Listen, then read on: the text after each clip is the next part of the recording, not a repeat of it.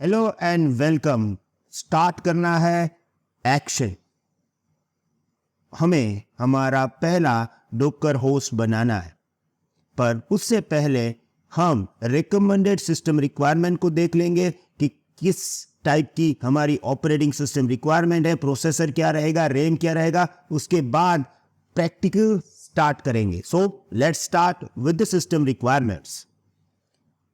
पहले प्रोसेसर, अगर कोई भी सिस्टम होगा तो उसके अंदर प्रोसेसर होगा। प्रोसेसर 32 बिट्स होता है, 64 बिट्स होता है। अगर आपको डॉकर होस्ट सेटअप करना है तो 64 bit processor with SLAT support होना चाहिए। Okay, then RAM, recommended RAM requirement 4GB है। 4GB रैम में आप अच्छी तरह से कंटेनर वगैरह चला सकते हो, पर मैं आपको बता दूं ये मिनिमम रिक्वायरमेंट नहीं है।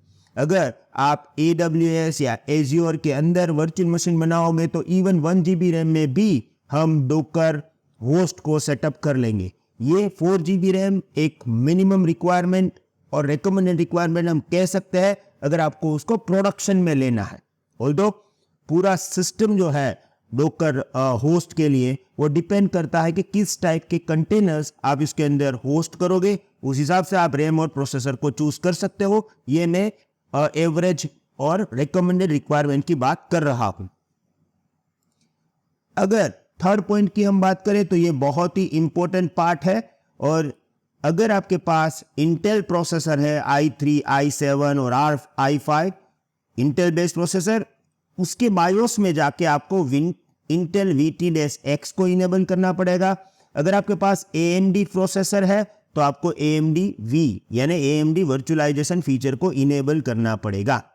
ये कब रिक्वायरमेंट पड़ेगी मैं आपको समझाता हूं। जैसे अगर आपके पास अभी एक लैपटॉप है, आपने सोचा कि मैं इसी लैपटॉप के अंदर डॉकर इनेबल कर दूंगा, यानी कि मैं डॉकर होस्ट इंस्टॉल कर दूंगा, तो चलेगा, आप वो प्रैक्टिकल सभी कर सकते हो।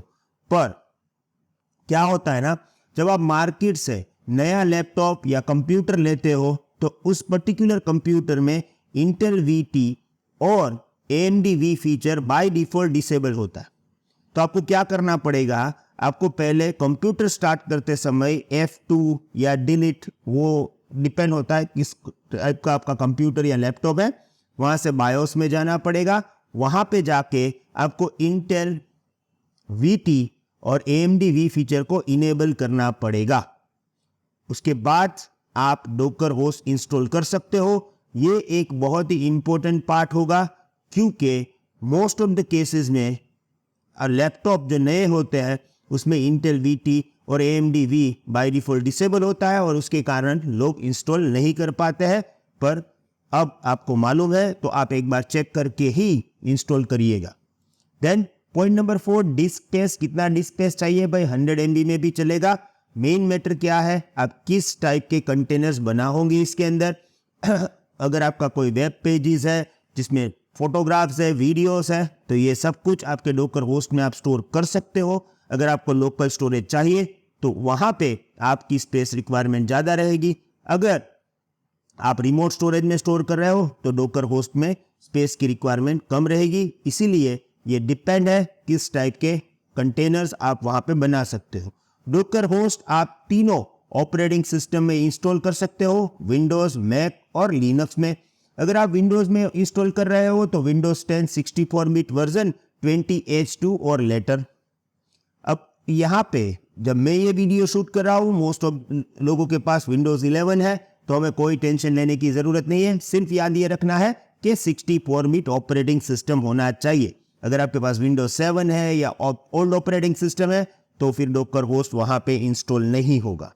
मैक ऑपरेटिंग सिस्टम के लिए मैक OS वर्जन 10.14 और उसके बाद का कोई भी वर्जन, और लिनक्स में ये सभी डिस्ट्रीब्यूशन को सपोर्ट करता है, जैसे CentOS है, रेड हैट लिनक्स है, उबंटू लिनक्स है, Amazon लिनक्स है।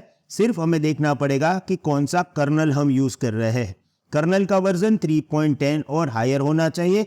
और अगर आपके पास कोई लिनक्स सिस्टम है और आपको देखना है कि अभी अपनी सिस्टम में कौन सा कर्नल का वर्जन चल रहा है, तो आप uname-r कमांड से देख सकते हो, श्योर कर लो कि 3.10 और हायर है। उसके बाद ही आप डॉकर होस्ट इंस्टॉल करोगे।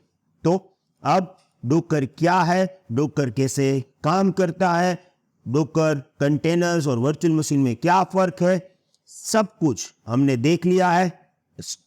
Now it's time for the action जो हम नेक्स्ट वीडियो से स्टार्ट करेंगे। Thank you very much, see in the next video, have a nice day, good bye.